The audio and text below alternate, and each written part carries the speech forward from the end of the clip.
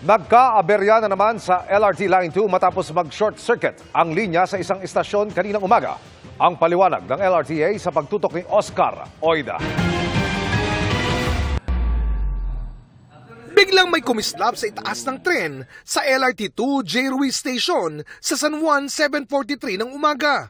Tumigil po yung tren, tapos bigla pong pumutok yung wirings po sa taas. Parang yung 5-star po, 5-star na paputok. Hindi naman po nasunog or something. Naglabasan na kami. Medyo malakas din po. Natakot ako. Ayon kay LRTA Administrator Hernando Cabrera, nagkaroon ng short circuit sa kanilang linya. Tumirik siya, hindi na siya mapaandar. Merong automatic system kasi yung mga tren natin na pag may aberya or may problema, technical yung tren, hindi na niya talaga pagagalawin niya. Naparalisa ang operasyon ng LRT2 mula Antipolo hanggang Recto na nakaapekto sa mahigit 3,000 pasahero. Mahirap po sumakay ngayon kasi pupunuan talaga eh. Yung iba po nga po nakasabit na eh. 9:42 na ng umaga nang maibalik sa full operation ang LRT2.